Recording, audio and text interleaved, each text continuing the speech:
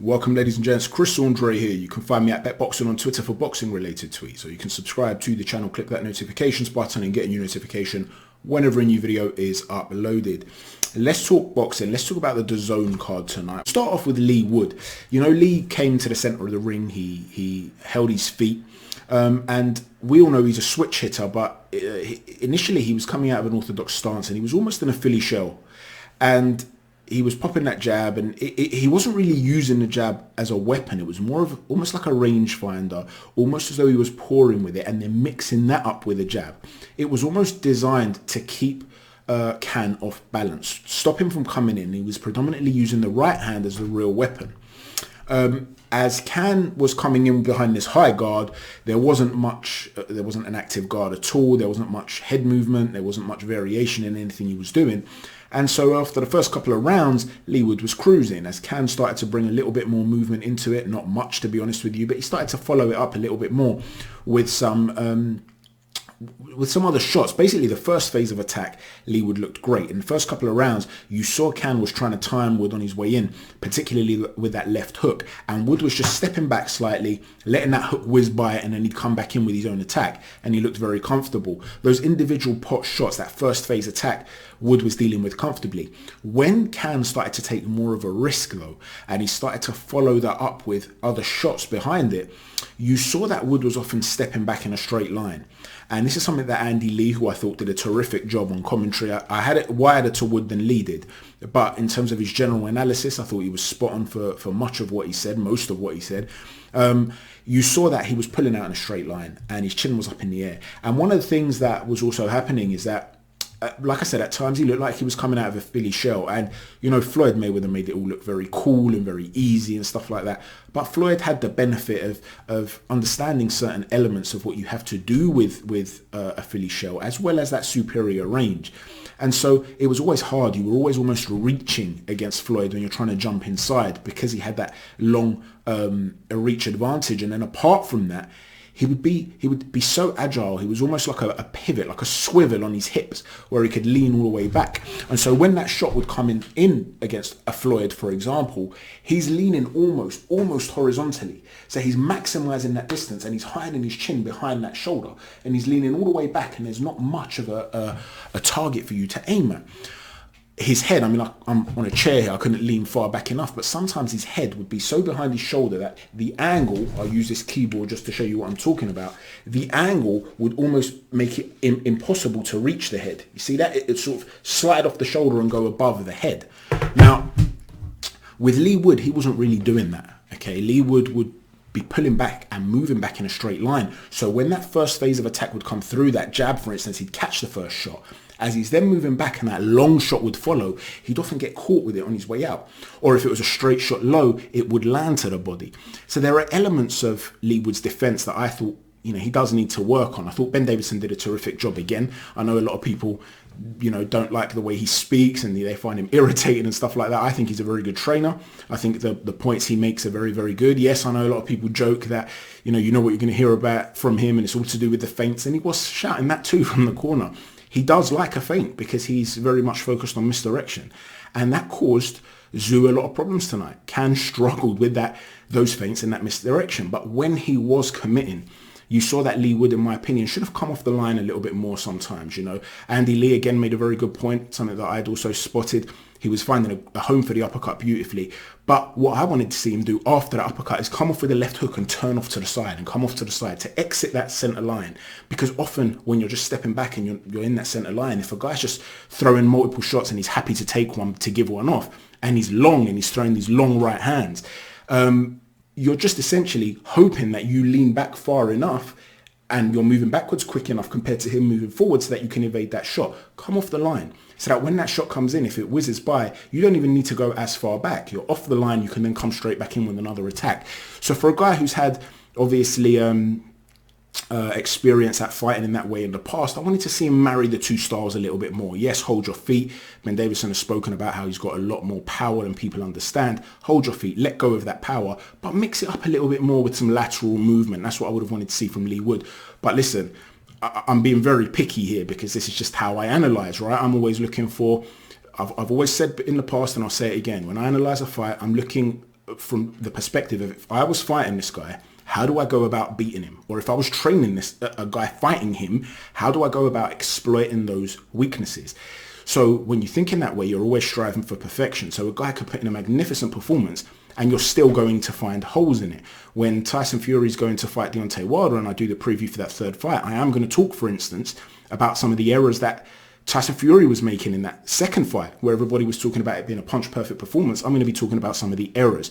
So it is not me hating on Leigh Wood. It's just my methodology when I'm breaking down a fight. Overall, he's the one that looked like the champion. If you didn't know these two guys and you saw them in the ring, he's the one that looked fluid and languid. He's the one that looked like he was dictating the entire fight. And by the end of it, it was a terrific stoppage, terrific final round there for him. So, massive respect to Leigh Wood, massive respect to Ben Davison. They've done a terrific job together.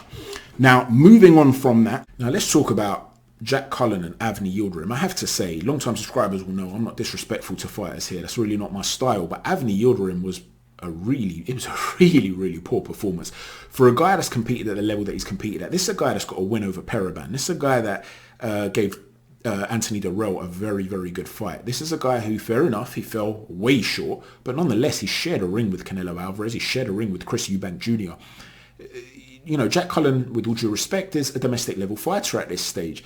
You expected Avni to be able to have some more success than what he did have. Now, I did expect this to be a competitive fight because stylistically I understood that Jack Cullen has the ability to box long, keep Avni at bay. And Yildrim is the sort of guy who, unless he's about to attack, so unless he's about to throw a punch and maybe he'll slip that one shot to come in with his own wide right hand or left hook, unless he's literally about to launch an attack, his method of foot pressure is literally just to walk you down. There isn't much creativity there. There's not much lateral head movement at all there. He's very much a guy that relies on toughness. So I expected Cullen to have a lot of success early on. But you just thought that Avni Yildrim would have some experience that he'd be able to bring to bear that would put Cullen under more pressure late on than he actually did. Now, in the 8th round, Avni did have Cullen, I felt, seriously hurt at the start of the 8th round. I think he broke his nose. He was bleeding profusely from the nose. And Cullen was not throwing. He looked like he was in serious trouble. And Avni Yildrim went on to throw a series of left hooks. Even there was no real variation in the attack. But he was having some success. All of a sudden, he enabled Cullen to start to clinch him. And this was something that Cullen was able to do throughout the fight. And there was no sort of old man type experience there when Cullen was looking to step in for Yildrim to drop that forearm across the jaw just to create that space, or put his forehead on the bottom of the chin of Cullen, being the shorter man that he is, Yildrim. To take a page out of Golovkin's book, where he can put that chin at the bottom of put that forehead at the bottom of the chin, take a little step back just to release that right arm, keep that forehead there, and then rip a body shot followed by maybe a right hand over the top if he feels that and is affected by it, or if your left arm's free, follow it up with a left hook, or maybe even land that right hand to the solar plexus and then come off slightly, pull away to create a corridor to throw the uppercut down the pipe. There was none of that. There was no creativity. He allowed himself to be clinched. Even in the way he was walking him down, there was no lateral head movement as we expect. There was no sort of up and down movement to change the height dynamic, Joe Frazier-esque. But there was also no ability to deflect shots with the arms. It was just, his guard wasn't even tight. He was just walking him down and eating shots with his face. Go watch a bit of Derek Chisora. I understand he might not be as durable as Dell, but look at the way Derek Chisora will come in. A lot of head movement to come in, up and down head movement, often cross-arm guard, uses different type of guard depending on the opponent, but he'll come in and when he's going to wing in a shot, his head will come right off the centre line and he'll catapult that shot over the top. So he's getting out the centre line and he's throwing so wide it can stop you from escaping. Try something like that instead of just walking down with no subtlety, no variation in your attacks and just hoping that you're going to wing this right hand, whereby his right leg would often come forward and he'd square up as well. And this is not like a method to the madness whereby, I've spoken in the past about how sometimes this can work for or against Joseph Parker. He can smother his own work doing this, but sometimes it can work for him because he'll throw a big power shot from the outside to close the range, almost like a shield. He'll throw it knowing that you don't want to step into it. And then he's closed the range, and as he lands, sometimes he can fall too far in. Other times, he'll fall just a little bit short of falling in. So he's still got a little bit of space to then work off that. It's almost as though you throw a punch to shift. Golovkin was superb at this as well, in his prime, by the way. You throw that shot to shift in, to close the gap. Kind of like throwing a double jab is often a way of closing the range. But this is a method of doing it with a power shot. And if a guy reads this pattern, then obviously you're falling short. He's going to take a step back and punish you for it. But when you're able to disguise it and you don't do it consistently, it can enable an entry point. He had none of that. He would be doing it just because he was crossing his legs and falling short. And all of a sudden, when he's done that and he's off balance, he can't even work off of that. I just thought it was a very poor performance. Jack Cullen did brilliantly. He was able to maintain range. He started so quickly that I thought to myself, has he started too quickly here? Is he going to gas? But he was able to sustain it. He did have that scary moment in round 8, but he was able to tie up and really smother the work of Avni Yildrim and you know, show some veteran moves in there. You know, really, the things that you'd expect a more experienced guy like Yildrim to be able to do, it was actually Cullen that was doing this stuff. But additionally to that, yeah, I thought Cullen showed a good ability to shorten up his shots as well on the inside. So they was more than happy to box at range. When it did come close, he was still able to find the better quality shots for many of the exchanges. So overall, the right man won. I thought it was a very poor performance from Yildrim. Where does Yildrim go from here? For a guy that's competed at the level that he's competed at, this would be quite, you know, a stain on his CV. With all due respect to Jack Cullen, I'm not disrespecting him, but when you go from Canelo to Cullen, it's a big defeat to take, right? So what happens to Yildrim from now, and where does Cullen go from here? Obviously, he's lost to Felix Cash, who's really going to be looking now to step up. Cash, you know, he's a very exciting prospect for sure. But where does Cullen go from here? Let me know what you think, guys. Now, with regards to Anthony Fowler, by and large, put on a clinic. Okay, it was a masterclass. He looked fantastic. But that doesn't mean, you know what we do on this channel, like I said, that doesn't mean we're not going to try and nitpick at the little things he could improve on. But first, let's talk about the fantastic things he did. He came out with that languid lead hand. He's got quite a wide stance now. He's changed up, you know, and you can really see the hallmarks of Shane McGuigan, who's obviously a terrific trainer. But what I mean by that is that there were elements there. There were shades of George Groves. That wide stance, languid left hand, really good jab. He dictated the jab. He busted up the opponent with the jab. He looked very much like George did under Shane. And we also saw in Lawrence Okoly's most recent fight against Glavatsky how he got on the back foot. And he was able to see that when Glavatsky was throwing that left hand behind that power hand, that backhand, you could see that back foot lifts off the floor and he can square up, right? We spoke about that in the quite detailed technical breakdown video that I did in the preview to that fight. Personally, when I was talking about that fight, I felt that Okoly was going to come in behind that lead shoulder and come to the side of him. Instead, he was opting to rotate towards that hand because he wanted him to fall short and then continually bust him up from there. You know, brilliant spot there from McGuigan. But the point is, that languid style whereby they simultaneously have a bit of a wide stance while getting on the back foot, which often is not what you'd expect, right? It's counterproductive to have quite a wide stance if you're looking to consistently move. It tends to be that a narrower stance enables you to move, a wider stance affects mobility. But the way they're set up is so that they're looking at least with that first phase of attack, to step back and to use that left hand as almost like a spear. So he'll jab it out. If you're then going to take a risk and jump in, he'll use a stiff arm to hold you off and then step back from there. So then he can narrow. He's got that moment to narrow his stance and then be quicker in getting out. And you saw, you know, it was terrific stuff. And he varied the power shots so well. He's got a lovely uppercut as well, has Anthony Fowler. He goes to the body very well. You know, offensively, there's variation there. And I'm very, very impressed. He looked brilliant. He looked brilliant. But he's fighting Billam Smith next. And obviously, it's a massive step up.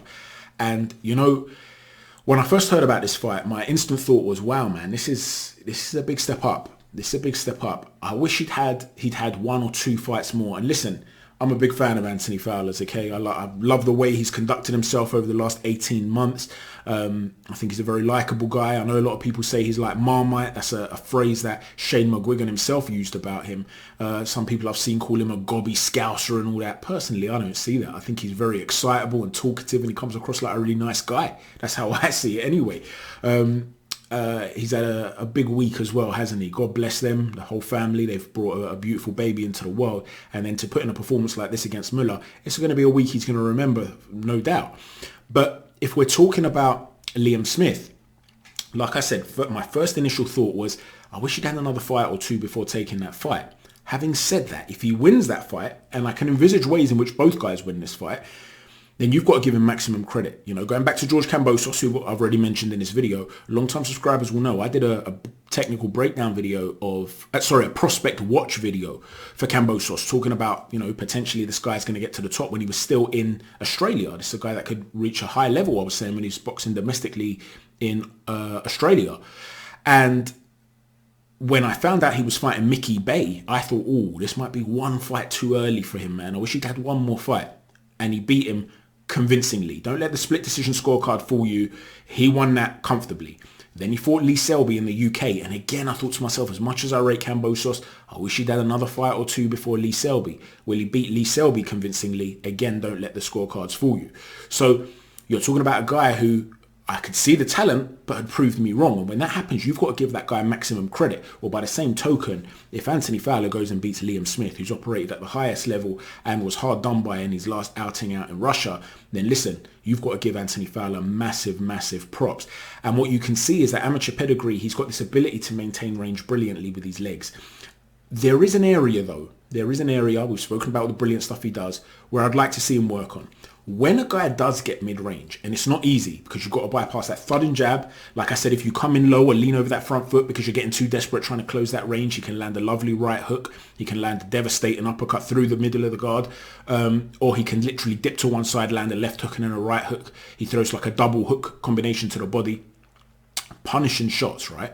But if you are in that spot where you're in mid-range against him, if you manage to get there, when you're throwing a rising hook, if it's coming from the side of his right hand, he keeps his right hand quite close to the chin. So it will often catch the glove rather than land flush. But because his hand's so close to the chin, the power can almost carry through. It can hit his hand and his hand will hit his own chin, right? So the power can carry through.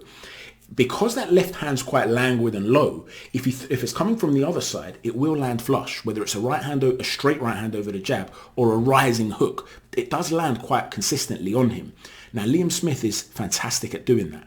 And unlike Mueller, what Smith will look to do is force Fowler to be moving backwards at a much more uncomfortable pace than what Mueller was able to do. So in sparring, they better be getting, in my humble opinion, a guy who's bigger and heavier than Fowler, who is quick with his feet and applies incessant pressure. So find a sparring partner who's going to force Fowler back, but force him into a position where he's moving back at a speed he doesn't like moving at, so that he's able to learn to deal with if Liam Smith's in a position where he is getting closer and closer the more the fight wears on, and he's not comfortable with keeping Smith at bay, then it creates a scenario whereby at least he's capable of being used to knowing how to deflect shots, bringing that arm up, that lead left arm up, or rolling with the shot. We didn't really see him come under shots or rolling with shots. He was fighting quite upright, and you see that quite a bit from him. And so much of his movement, although it's very, very good with his distance control, is with his legs. It's that high-level amateur pedigree that you see. But much like a kickboxer who doesn't often slip shots side to side, he doesn't really do enough of that. When the shots are straight, he does. So when the shots are coming straight, he does this nice little move where he dips to the side. So imagine you've got a clock face. He dips his head towards 4 p.m. Then he'll pivot out and step out diagonally, say towards 7:30 p.m. And it looks quite basic, but it's a really good thing in terms of maintaining distance control. So he's essentially slipping and ducking under a shot, then pivoting out and maintaining range. And you've got to work hard to come back inside again, right? So he does that well. But when it comes to wide shots and they're already at mid-range, he can get caught with some shots that I don't think he should be getting caught with, considering the level of ability that he has. So I do want to see him roll a little bit more with these shots, take something off of them or come under them, use his arms to block these shots more. Obviously, you don't want his hand up here because part of that languid, loose style to be able to land the jab from a low position is that it's rising and it's harder to read. So I'm not saying change the guy up completely. Shane McGuigan's done a terrific job with him. But against a guy like Liam Smith, I'm going to want to see him work a little bit more on being more defensively astute when it comes to shots that are sort of wide shots. And you saw today as well, he was getting caught on occasion with shots that were wide shots from the edge of range. So it wasn't just that mid-range, they were wide looping shots. And so I do want to see him work on that a little bit. Like I said, there's many elements that he can cause Liam problems with as well. Liam will often come in behind that high guard and he'll look to come in low. Well, with that terrific uppercut that he's got, if he's able to keep Liam Smith at bay with a solid jab and then start landing these uppercuts, varying them up with right hooks as well so that Liam can't quite know where the trajectory of the punch is coming from, he's going to be able to inflict some serious damage on Smith as well. So this is a terrific fight, one I really want to see. Overall, like I said, I'm looking for the future. How do we grow Anthony Fowler to the point where he can fulfill his maximum ability? I'm not, I'm nitpicking. As a performance, I thought that was terrific overall. So we move on to McCarthy and Smith, and I personally felt that Billam Smith won the fight. To be honest with you, I thought it was a good competitive fight, but I felt that the right man won the fight.